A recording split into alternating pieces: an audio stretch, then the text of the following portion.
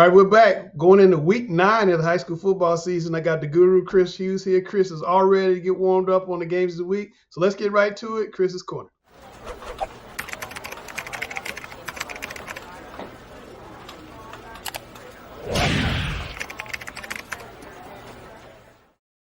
All right, guys, I'm going to bring the energy early tonight, starting here week 9, one of the big weeks of the season. Got a lot of big rivalry games taking place. Hey, we see it right there, top of the sheet. Pisgah 6-1 going to Tuscola. I know that Tuscola is 3-4, but that is the best rivalry, in my opinion, in the state of North Carolina, the Battle of Haywood County. The 50-50 raffle is worth the price of admission, so go up there to Haywood County, check it out. I promise you, you will not be disappointed. But let's look down the list of some big games. So you got West Forsyth and Davie County. That was a game that I thought was going to have a whole lot of luster, but both of them were coming off losses, so not quite the battle that we expected it to. But for you guys that like a lot of offense, check out Davie County quarterback Ty Miller. This young man's already threw for 2,034 yards, 23 touchdowns. He's got 6 receivers, mark it down, 6 receivers that already have double-digit receptions. So that's a big team. I do want to talk about one of the big linemen. He gets a lot of pancake blocks. Desmond Miller. This is one of the best linemen I've seen. Just want to throw a lineman out there. We don't get enough of those meat eaters on the show. Moving down the list, Cuthbertson at Porter Ridge, that Union County football, we keep talking about it. It's just big time. I know we got to go quick tonight, so it's like the super lightning round. Concord at Northwest Cabarrus. The one thing I want to talk about is that defense for Northwest Cabarrus. The defensive coordinator, Santana Loudermilk, he has been phenomenal, shutout after shutout after shutout. That team has 92 tackles for loss. By the way, the national average for losses, tackles for loss on the season is 23. They've had 31 sacks. I think they've created 14 fumbles. So that Northwest Cabarrus defense is legit. You see them creeping up close to the top 10 rankings. Moving down the line, we see Greensboro Dudley going up to Rockingham County, to Wentworth to take on Rockingham County. Rockingham County, their head coach, Brad Baker, he's very familiar to us here in the Charlotte area. Used to be the head coach over at North Mecklenburg, longtime coordinator at Mooresville. His son, by the way, Bryce Baker, is the quarterback. This is an incredible young man, 6 foot, 195 pounds. He also starts at strong safety. He's got a 4.4 GPA. He's got, I think, like 600 yards rushing, 900 passing already on the season, accounted for about 14, 15 touchdowns. So go check them out. But by the way, Greensboro Dudley, we know Coach Stephen Davis. That is probably the most disciplined team I've seen ever. You don't make a mistake against them, because they're going to capitalize on it, and they're going to put you behind 2 or 3 scores really quickly. Looking down the list, we got Oak Grove at Ledford, 7-0 Ledford, Oak Grove. You could throw a rock between those 2 schools. They're so close. They got a great, the Grizzlies, the Oak Grove Grizzlies. They like to bear down up there. That's their motto. They got 2 young men in the backfield that is as good as you see, Connor Creech and Carson Williams. Ledford running back, Alex Sanford, he's already got like 2,300 yards, 1,200 yards. He's averaging about 200 yards a carry. Big-time game breaker, showstopper. And then finally, the big game I want to talk about is Pinecrest going over to Tate Stadium to play Scotland County. Both teams coming into this game 7-0. We know how big those battles get down there in the Sand Hills area.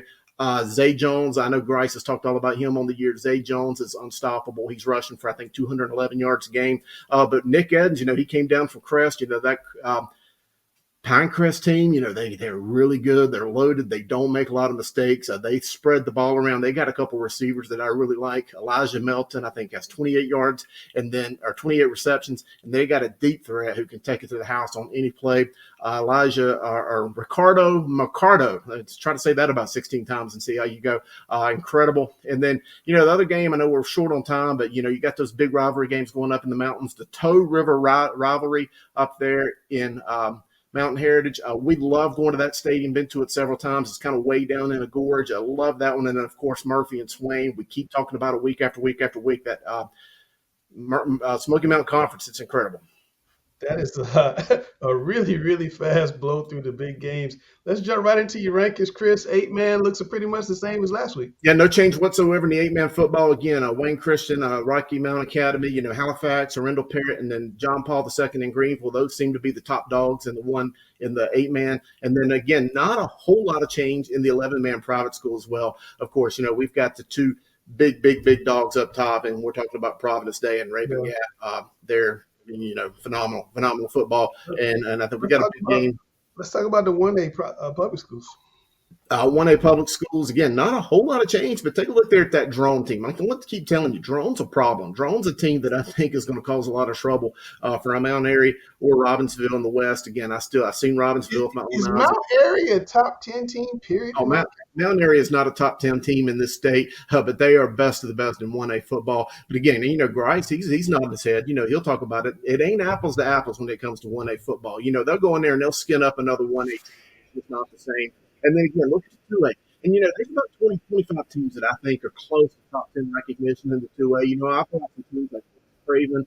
Don't forget, you got Shelby. You got Wallace Rose Hill, who are some dogs down there just on the outside looking in. East Gaston, who we've talked a lot about. But again, not a whole lot of movement right there. These are some real teams that I think are going to go in the deep rounds. Don't forget about that Burns team. I know the Burns Bulldogs are as good as it gets in 2A. I know they got a couple losses. But heck, look at who they played. Kings Mountain, Crest. They've played the best of the best in 3A. Got a big game this week with East Gaston. Sam, you dropped a little bit in 3A. Are you mad? I don't know why we would drop, but it's all. He didn't drop far. 2 spots. 2 spots. I don't like the number 6, so you might as well drop us back down to 7, or let's move up to 5. Where are you going to finish though, Sam? Is the question. You'll see at the end of the year, brother. At the end of the year, Creston Dudley in West Charlotte, Kings Mountain at West. That's a monster. Absolutely. In the 3A. Absolutely. And I saw Sam's team with my own eyes Friday night. That West Charlotte team, they are phenomenal. But again, I think that also speaks volumes for the defense that Huff has. Came away very impressed with both of them. You see Huff firmly established right here in the top 10 rankings in the 4A.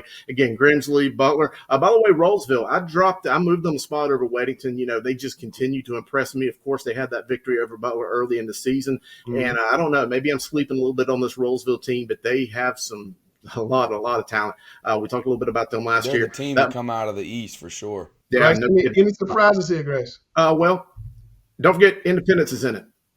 I don't think there are any surprises here, and I think you look at even talking in the Charlotte area, these conferences, that Butler Independence game at the end of the year. You never know how that game's going to go. I think that could be a game that could be a touchdown game.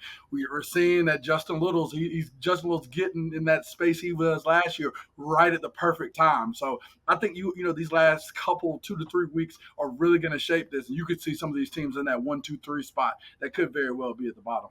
All right, Bryce, time to take a break. What should people do? People, hey, we got more to come. Again, Coach versus Coach, Grice's Game of the Week. But before we get there, be sure you take a drink of that Deer Park water. Deer Park is celebrating its 150th anniversary. Deer Park? That's good water. You can taste how pure Deer Park is. Deer Park, that's good water.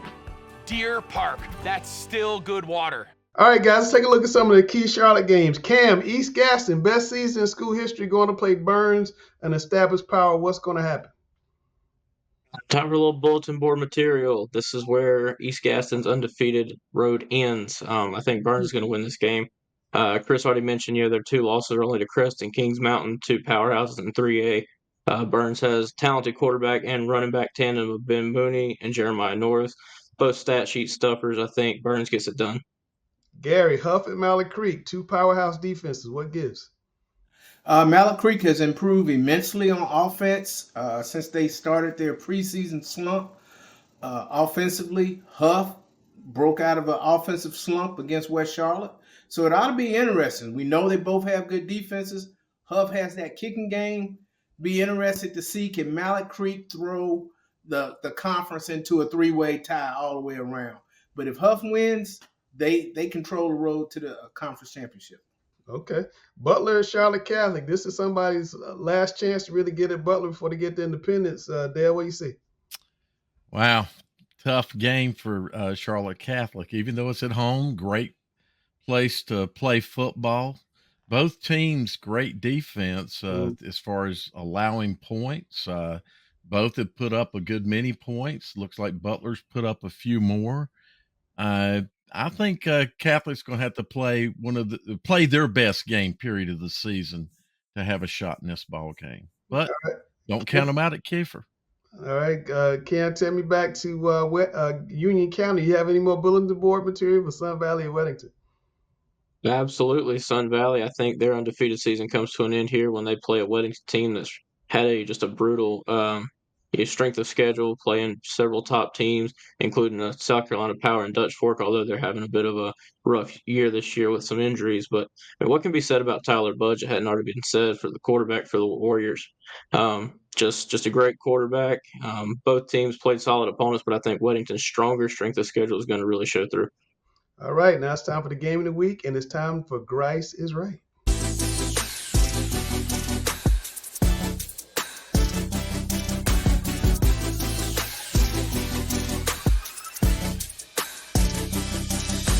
All right, one of my favorite games of the year. Again, Providence Day and Charlotte Christian. I swear they could walk to the other school to play the football game. It's going to be a great game. I think, we've seen Christian already face Raven Gap. We know Providence Day usually gets them at the end of the year. So for Christian, it's kind of last chance saloon if you want to take advantage, set yourself up in this conference and really get that 1 seed in the playoffs. But let's get right to some of the keys here. Of course, this is a crazy thing to say. It's tough, but can the defense pressure Jaden Davis into a mistake? He threw his first pick actually last week versus Country Day, and I don't think that I think that's the biggest shocker of the game, much less the actual game that he had. But Charlotte Christian is definitely going to have to put some pressure on him, try to make it uncomfortable for him, try to really force him to have to get the ball out of there, be rushed to do that. So Cross Killen, we've had him on Fresh Faces, and LJ Porter, and of course Bryce Young. These guys on defense are going to have to be aggressive. They're going to have to put him in uncomfortable situations, because when we see Jaden Davis stay in that pocket with no pressure, it's lights out. So that, without question, they've got to put some pressure on him and got to force him, or try to force him into a mistake. Christian's going to have to use their firepower to stay in it. We've talked on the Providence Day, and we talked ad nauseum about Jordan Shipp, about Shannon Goodwin. Now you've got the running back Klein that's come in, that's really given them a balanced attack here. But Christian can use their firepower. They have running back Ryan Henley, who was there last year, who can run the ball and catch it out of the backfield. We know about all-world athlete Micah Gilbert. He's a guy who needs to get that ball in his hands 10 to 15 times at minimum. We saw in the Raven Gap game, I think he had 9 catches for about 120 and a touchdown. He's got to get more, in my opinion, in this game. You want to look and see Micah Gilbert. Again, they're going to have to ice bath award. I think it's Sam Griner calls it, but he's going to have to get that. Christian's got to control the ball to keep the offense off of the field, though. That's going to be the key thing here. We know that Providence Day offense is explosive. They're going to have to do different things they can to slow this game down, to get the ball in Ryan Henley's arms, have them run the ball. We had an average 5.2 yards per carry against Raven Gap. They were actually, we know they're a tough defense. They're a big team. If they're able to kind of keep that average against this tough Providence Day defense, maybe they can slow this down, keep their offense off the field, and really make it interesting. This regular season game, Langston, you know better than I. The regular season game is always interesting here. We said it last year. We said it before, where we thought, oh, no way, it's going to be close. And then it gets interesting. This regular season matchup, I've seen through my studies of the history, has been tricky. Well, we got a quick segment here from Jaden Davis talking about playing the school down the street. We're going to drop that. And on the backside of that, we're going to take a break, and then we're going to come back with the Mack Brown interview. I've still got to make my determination for game of the week. I'll have it again by the time this airs. But let's talk about that big-time game, Providence Day versus Charlotte Christian. Talk about your opponent, Charlotte Christian, what you think they're going to provide, or what they may do, and just how you see the game, I guess, preparing for them and your path to victory. Yeah, for sure. Obviously, it's a rivalry that goes back far beyond my time, honestly. School down the street week, that's the week that, everybody looks forward to, whether you're on that side or, our side. Each day in practice leading up to the game is full go, whether that be in a meeting. We just got out of team meetings now, whether that be a walkthrough or Tough Tuesday, as we call it, where it's full padded, full practice, and you're going at it. So we know what's on this game. We know it's a battle of the Big South championship. We know it's bragging rights for who owns Sardis Road. And we know, how we handled them in the state championship last year. They're going to look for some advantage as well. So we're just making, it about us. It's up to our standard, and, we're not making it about anybody else. Each week we go into it preparing the same way. And obviously there's a lot of hype around this game because of the rivalry. But at the end of the day, we just need to do us.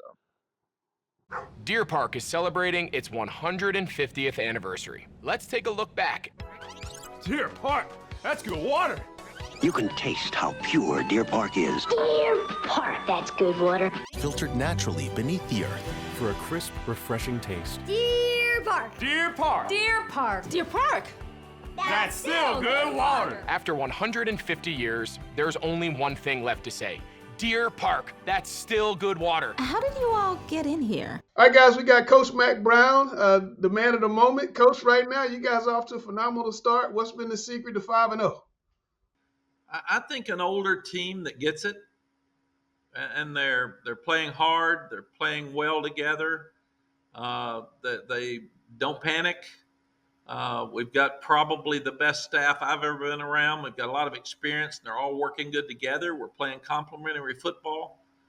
We've played tough teams. We've played 5 hard teams, and we've had hard games. But the guys just keep finding ways to win. Chris, go ahead. Okay. Oh, I'm sorry. I didn't know I was up. Hey, Coach, appreciate you coming on board. Again, the 5-0 start is a great start for the Hills. You mentioned the older team. You know, I wouldn't be remiss if I didn't mention Tez Walker finally getting able to play this past Saturday. He had a half a dozen or more catches. I thought he looked really good, and I know that you guys must be thrilled. The teammates had to be thrilled to have one of their players back in the fold. Just tell me how that went and just your thoughts, I guess your reaction to finally getting him back on the gridiron. Chris, I feel like that my job as the coach is to make sure that every player on our team is treated like I would want my son or my grandson to be treated. I even hire coaches and tell them, I want you to coach your players like you would want your son or your daughter to be coached. And so if you feel like they've been treated unfairly, you've got to step up and you got to make sure that everybody understands that, or then I'm a fraud. And it had nothing to do with the NCAA. It had nothing to do with outcry. It had something to do with being who I am and telling our players this is wrong, and we're going to fight, and we're going to fight hard. And a lot of really smart people and good people in the whole state of North Carolina stood up for this young man that couldn't stand up for himself. And that's our job. That's what we're supposed to do. So I've never been more proud than to see a young guy live his dream on Saturday.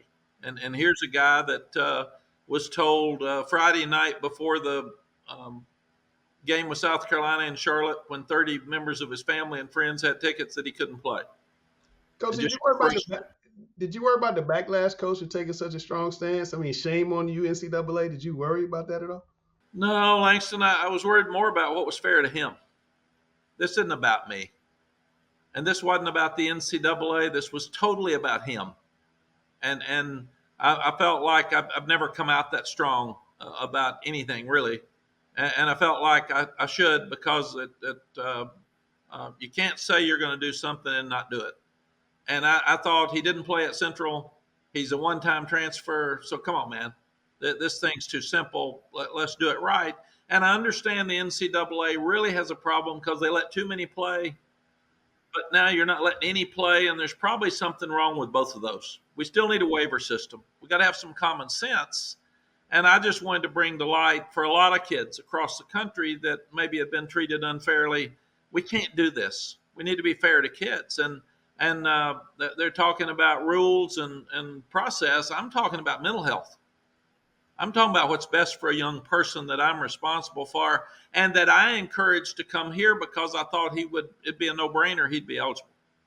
So he's told no. So I worry about him the night before South Carolina. He's told no Thursday afternoon before App State. So he's crushed. So then he decides he's going to stay in school. He decides he's still going to play football, which we were worried about. But then he's on the scout team. And he's on the scout team for 3 weeks. So we don't want to tell him they're looking at it again because we don't want him disappointed again.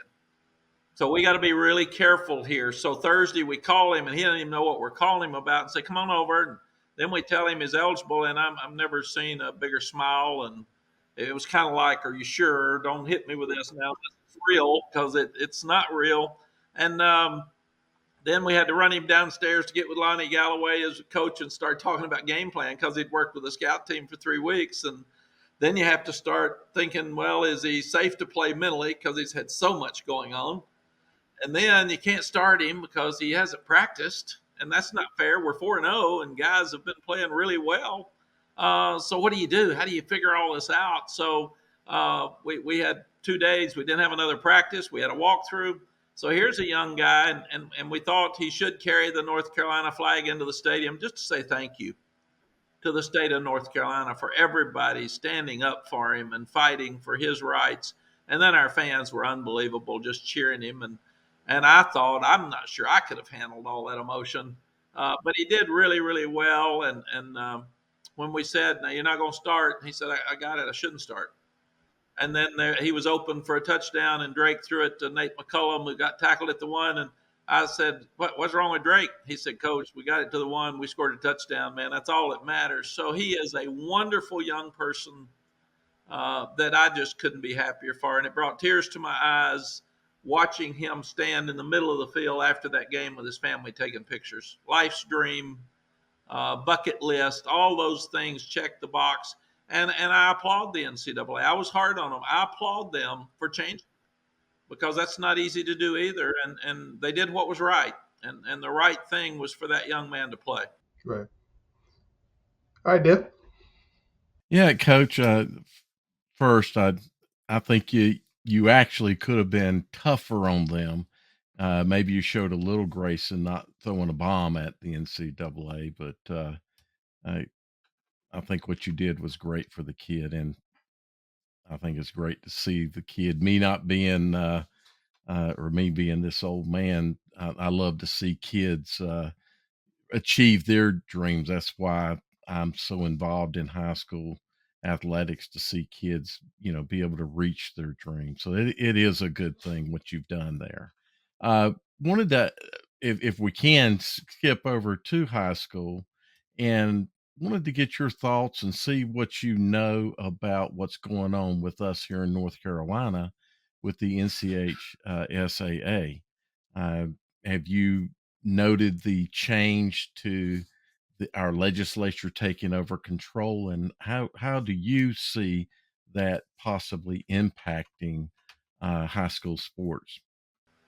Dale, I'm like you. I'm old school, and I want an association that is involved every day and cares, and I want people involved with our sport that know exactly what's going on. I'm worried even in college that we're making rules with people who don't live it every day, and we've taken the coaches and athletics directors away from the game, and we're making rules that there are consequences, and we're not sure what those consequences are. So I really believe all of us need to have more common sense in what we're doing, and make sure that we slow down, make sure that we take a deep breath. And when we're making a decision, ask those who live it every day, their opinions at least, so we'll have an idea about what happens. When we threw NIL out there were huge consequences, and nobody understood it. We didn't know what we were doing. And then you throw transfer portal out there like we did, and NIL and transfer portal together were a disaster. They just collided, and then you've got tampering and all these other things that happen. And now NIL starts drifting to agents. We've been telling boosters not to pay kids forever, and now we're trying to get money to collectives to pay kids. And then we've said no agents. North Carolina got in trouble for having agents, and now we're saying you got to have an agent. So it's really confusing the last couple of years. And then you add high school to it, and then you start looking at the administrative side of high school and NIL. What does that mean? And if we continue across the country to say this state can do it and this state can't do it, we're not going to have continuity. We have got to get a consistent basis of the way we rule things in college athletics and in high school athletics across the board. And we have to look at what's best for these young people's mental health. We're losing more kids right now than ever before to alcohol and drugs and mental health that are hurting themselves. And we got to think about that now. We're putting too much pressure on these young people. And to me, that's where we've got to start. Let's start with what's best for them, and then let's work back to all this other stuff. And if Congress is going to be involved, if they're going to be involved, that's fine. But let's have Congress across the country involved, and let's start getting people that have knowledge of the sports to get involved with the politicians, so we make sure we're coming out with the right end. Coach Brown, I could talk to you forever about the high school or about the transfer portal and how I feel like it's trickled down even into high school ball, and that's probably conversations we could have forever. But I really want to touch on kind of what Dale talked about with the NCHSAA, and one thing in particular that I know that you were very instrumental in. I know back in the late '80s, you were very hands-on with Charlie Adams in really being the catalyst to have the state championship games played at Kenan Stadium at that time. And then, of course, we've seen it expand over to Duke and Wake Forest and NC State as well.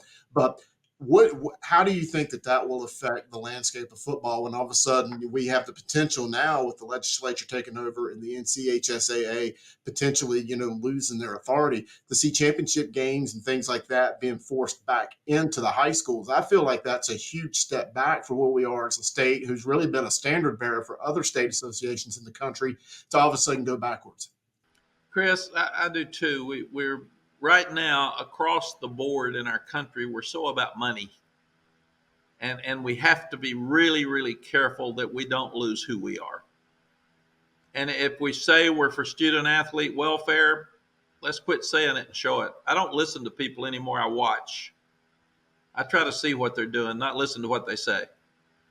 And these kids love to come to college campuses to win their state championship. And that would be something I would hate to see go back to the high schools because they just wouldn't have that experience. A lot of the kids that play never get on North Carolina's campus. They've never been on a college campus, and they get to come and play in a huge stadium, and that's the ultimate for them. That's a life's dream, like we said. That's a bucket list. And when they're 40 and when they're 60, they're going to be talking about winning that championship in Kenan Stadium. And that would be different than it would be in their own high school stadium. Agreed. Yeah, absolutely. Coach, I want to talk to you about conference expansion in college. I was reading the other day they want to put like the top X40 programs into one conference and do that. The ACC is transatlantic now. Just what are your feelings about an expanded ACC and then the future of all these super conferences and where North Carolina might fit in? Langston, I'm again concerned that we're whether it's concerned or not, I see us headed toward an NFL model. I see us with NIL, they're going to have to get the salary caps. Do they start paying money to the players through the universities instead of collectives? Because unless we get some balance, some consistency in what we're doing and how people are paying, the schools that have the most money are going to be the ones that are playing all the time with all the best players. That's where we're headed, and we're going to lose who we are. And then it's what you're talking about. We'll have instead of 32 teams or 3 with the NFL, we're going to have 40, and we'll have 2 leagues, and there'll be a North and a South or an East and a West, and then you're going to have divisions, and the ones that pay the most money are going to play for the playoffs and the championship, and that's where we're headed. And then you're going to see some really good traditional programs right now that are going to become Group of 5 teams, and their fans not be satisfied and not see them. We're going to lose who we are with we're going to lose who we are with rivalry games, and we're going to lose so much of who we've been our whole lives. And again, as Dale said, I'm a traditionalist. I love this game. This game has been a huge part of my life. It's why I came back. I missed the game and missed the kids that play it and the coaches that coach it. But right now, I'm worried that we're not thinking enough about the players, enough about their parents being able to see them play with a lot of this East Coast, West Coast trying to play games. And then what about the fan base? We're asking fans for more than ever before, and I hate that for them. We're asking them for money to pay our coaches. We're asking them for money for facilities. We're asking them to buy season tickets. We're asking them to pay for parking. And now we're asking them to pay for 28 different sports with NIL. These guys are going to get caller ID and not answer the phone when we call, man. And then you're playing at Stanford, you're playing at Cal. What about the travel? What about them being tired? We got back from Pittsburgh at 4 a.m, and that was Pittsburgh. What if Stanford? And then we have to play the next week. You have to get up and work the next day. So, and what about your fan base? What is fair to them? So I hope this all settles down at some point, but I understand we have to have money. we have to have money to make it. I just think, again, we got to get those really smart heads together and try to figure out what is best for the game, and we can still make our money. What is best for the kids? We're losing what is most important to me, and that's the kids. And that's what this game's supposed to be about. And we're talking about student athlete welfare, but we're not showing it. You being a traditionalist, I suspect you would like to see the ACC stick together and not break apart. I would. I love the ACC, and I've been here 15 years. I love our game with State and Wake and Duke and Virginia Tech. That's why when they asked me about divisions, I wanted to keep the divisions because the fans love playing those games. The parents can all drive to those games. The kids can they get to see their high school coach gets to see them play. They're going to live here when they get through, and these games are really, really important. When they're 40, they're going to be talking about these games. So we're going to lose some of that, and I've got it. And then you play Miami every year. You stick Florida State in there, but let's and I like the fact that you could win a division and then a championship instead of just two teams that may be the best two teams that just play each other twice. And that's kind of what's going to happen if this continues to be on the same plane we're going. Absolutely. Coach, yeah, I've been thinking about this topic a lot, and I'm the guy that can remember back when Georgia Tech comes into the conference, and I'm thinking, wow, we're getting too far out there, and Florida State, and oh my gosh, and now we don't have Maryland around. The days of a Saturday morning drive up to the Triangle, to go see your team play, what experiences those were, and I don't like these super conferences. I really like and love the ACC. And I was going to ask you about this, and I think you've addressed it 100%. You're right in line with what I'm thinking. This is going to be, I think, bad for the sport, for college athletics. I think that the sport is so powerful, Dale. It'll make it. It'll overcome whatever we do to mess it up. I've always felt like that because people love the game and kids love the game. And I have some of my friends say, I don't like the game anymore because it's not amateurism. These kids are getting paid. These kids are wonderful. They're the same kids before. They didn't ask to get paid. They didn't ask for the transfer portal to be open so they can get mad one day and leave 4 times. They didn't ask for any of this. We gave it to them. So the adults are the ones that need to wake up here, not the kids. And the game. And the game will be great. But I'm like you. I wanted to see Oklahoma play Nebraska. I grew up seeing that game. I wanted to see Texas play Texas A&M. I don't want the Carolina Duke and the Carolina State game to go away. I think that's important for fans. Fans wouldn't have anything to gripe about. They gripe about each other every day now. They hate each other. Said they hate the other team more than they like themselves sometimes. But that's college sports. That's the rivalry. That's what we get. And I don't want to see those go away either. So I'm hoping that a bunch of really smart people are going to get together here. We all know it's a mess. We all know that it's out of control.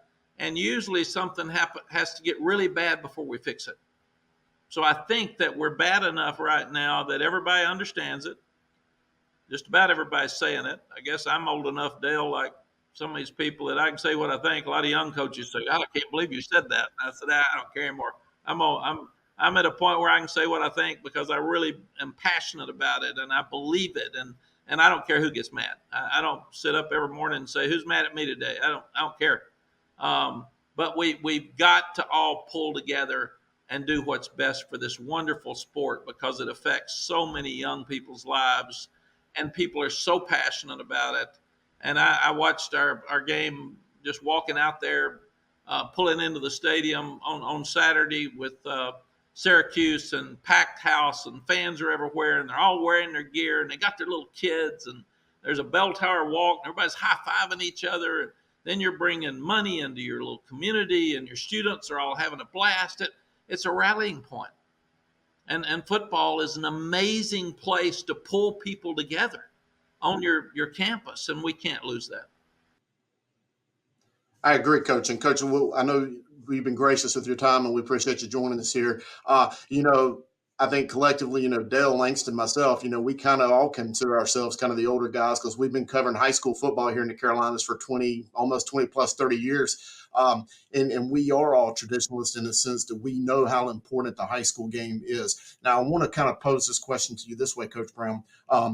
We've talked a little bit about the transfer portal and NIL and really how I feel transfer portal has changed how the college football recruiting at the high school level is. And you see some schools going out and getting players from other colleges instead of the traditional high school route. Well, what I want to ask you, though, is, one, how much importance do you still place on the high school game? I know that you have been, well above, you were one of the first coaches I remember that really put a premium on relationships with high school head coaches in the States and the high school programs. But how do you see how the transfer portal has affected, relationships with high schools and with the recruiting of kids from the schools versus, maybe cherry picking it from different institutions across the country? Yeah.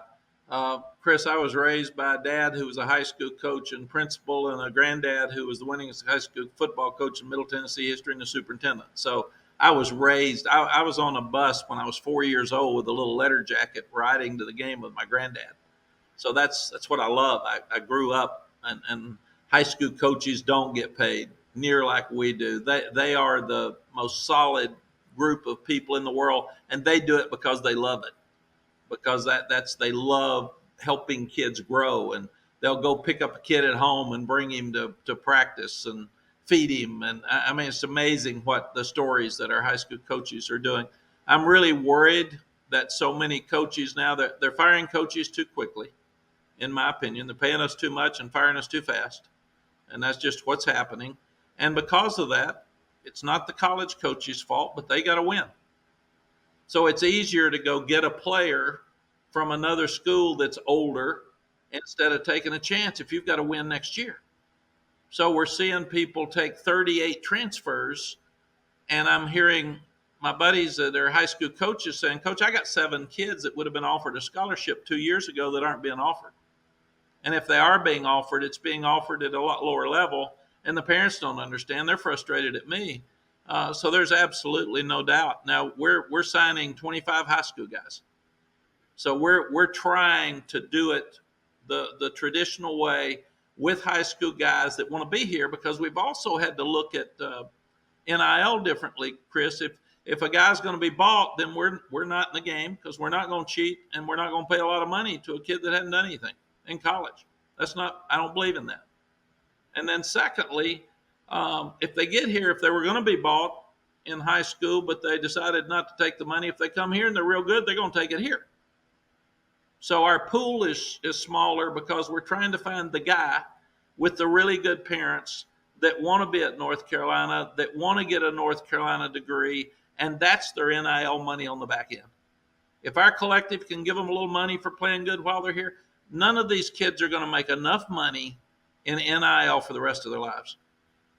And right now, NIL is making some decisions for these kids instead of what's right, and that's frustrating the colleges. So why not take a transfer from East Tennessee State that I've seen start for 3 years, and I know he can come in and play immediately, instead of taking an 18-year-old that's got to grow up, and I've got to hope he's a good player. That's what's happening, and I understand both ends of it. I understand the frustration on the high school level, but if a coach takes a job and he's in his second year and they're already talking about firing him, he doesn't have time to grow. He got to get it done today, and that's what's putting so much pressure on these coaches. Yeah, Coach, I know you got to get out of here, and like Chris said, we appreciate your time, but I would be remiss if I did not ask you about Mr. May. Has he been as good, better than what you thought, and how good can he be? He's absolutely better than I thought. He is unbelievable. He and Sam Howell both. We've been so lucky in our 5 years here. But Drake's competitive. He's smart. He's a gym rat. He'd been beaten up by those 3 older brothers. His dad raised him in camp since you all knew him when he was a young pup. And he loves to compete. He'll whip you in ping pong. He'll whip you in card games and gets mad if he doesn't. And that's the way he practices. We had open date before Syracuse, and he's a little banged up, sore. And I said, why don't you just do some drill work, but save your arm and take the week off? He said, Coach, I got to get better. Man, there's stuff I got to do. I can't take any time off. And that's just who he is. His main saying, which I love, is the main thing's the main thing, and the main thing is winning. I don't worry about anything else, Coach, but winning. And that's who he is. And very honestly, his touchdown to interceptions aren't as good as they were this time last year, but we're playing better teams. He's thrown for more yards this year than he did last year. He's the only quarterback in North Carolina history to complete over 70% of his passes in his first 5 games. And his QBR rating is better right now than it was at any time last year. Coach, you've been part of some really, really good teams. Last question I'm going to ask you. And you've had that wonderkin quarterback before and won it all. How does this team compare to some of those teams? Does it have the guts of your championship teams? Could this team get to a college football playoff? Langston, it can, and we're not ready yet. We got to keep growing. If every week's a test. Last week, people were talking more about Miami than they were Syracuse, and we played hard, and I liked it. We practiced hard. This team practiced hard 3 times for open week. I was surprised. Never seen that before. In fact, I was worried about them. They were having fun and laughing. They like each other, so you got to stay healthy. If you start losing people like we did last year at the end of the year, you can't be as good. Injuries, being lucky, and playing more people and staying fresh and being injury-free really helps you. So we got to be injury-free. We got to keep growing and running the ball so we can continue to do what we do. We got to play the deep ball better because our corners are the young guys on our team. And we're either great in the kicking game or awful. We got to get our punting straightened out. But yes, we've got the bones to be really good. We've got the leadership to be really good. I'm Cedric Gray's a Charlotte kid. Here I am. I'm running down to talk to him about the last 5 minutes of the half, and I get there, and Cedric kind of holds his hand up and said, I got it, Coach. And he's telling him everything I would have told him. And I said, thank you, God. This is what you want with your team. So this team has everything. So what I would say, Langston, is we got a chance. Got to keep growing. Got to keep getting better. There's so much parity because of the transfer portal. Everybody's pretty good. And we're seeing people beat people that you shaking your head. But how does Bowling Green beat Georgia Tech and Georgia Tech beat Miami? I mean, it well, I know how Georgia Tech beat Miami. I do know how Georgia Tech beat Miami. And then how does Duke beats Clemson? Clemson's a field goal away from beating Florida State. We think they're a playoff team. Notre Dame loses on the last play to Ohio State. Notre Dame nearly loses to Duke. So does that mean that Florida State, Clemson, Duke, Ohio State, and Notre Dame are all about the same? Who knows? Who knows? It's just crazy out there. Crazy football. Well, Coach, thanks for your time. Appreciate you coming on with us today. Thanks, guys. Appreciate all you do for so many kids. That's what people don't realize. You love the game. You've cared about kids your whole life, and that's what we're doing. Our job is to give back to these kids because they've earned it and they deserved it, and they're so hungry right now for us to help them, and I appreciate what you do. Deer Park is celebrating its 150th anniversary. Deer Park?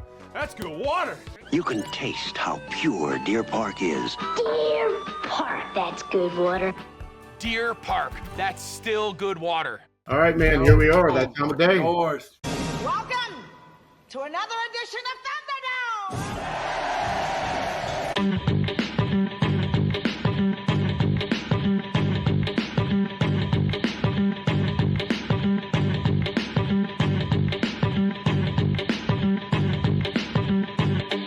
All right, man, here we are once again, Coach versus Coach, going into week 9 of the 2023 high school football season. Again, I got Coach Grice, Coach Griner. We did the coin toss before the game. Coach Griner, as always, elects to defer. So, Coach Grice, here we go. First question up. We just had Mack Brown on the show, so let's talk about it. Tar Heels are off to the best start of their since 1997.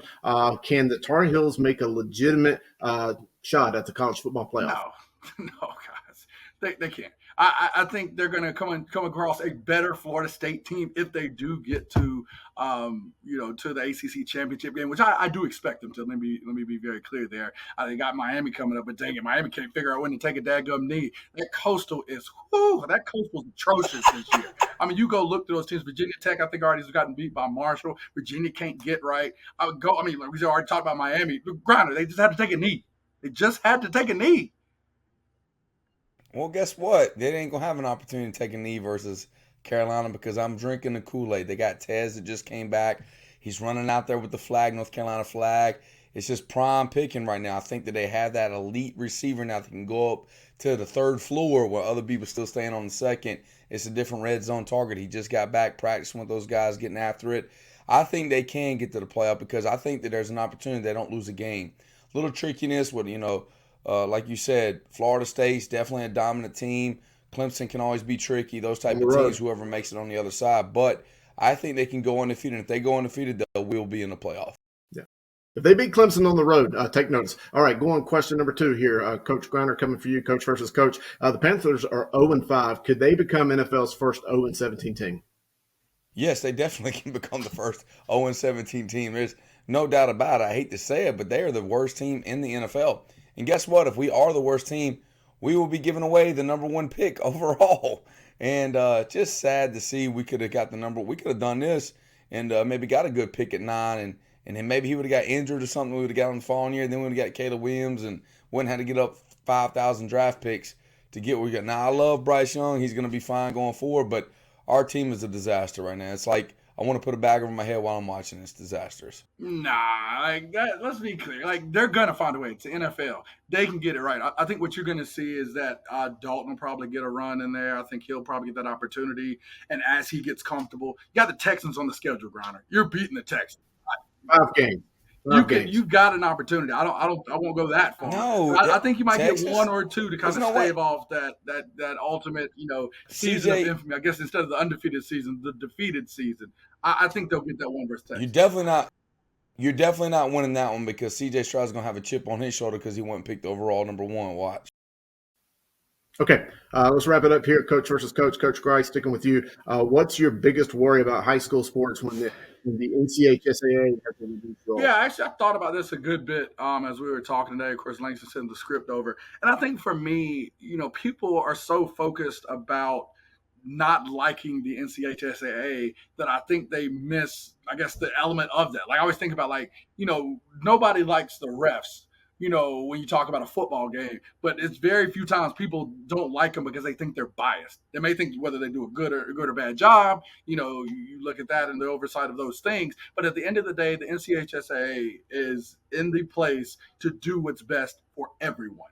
At times that may go against Charlotte and may have situations where we don't like it. At times that may go against the East or things that they don't want. But I think that the NCHSAA, for whether you like them or hate them, has done a great job in trying to appeal and do things for everybody, free of political affiliation, free of undermine agendas or anything of that sort. And so I think that when you politicize it, when you put a certain special interest group of people who are trying to get the NCHSAA out of the paint, trying to get them out of a situation of influence and being governance over sports, you leave this to always leave someone out. And whenever you do that and have special interest involved in this, it never ends well for one part. And I don't know who that's going to become. I think if they do get their wish, we'll see very clearly what the play is here. But that's my worry is that, hey, again, you may not like it, but the NCHSAA does everything they can to try to be in an unbiased position.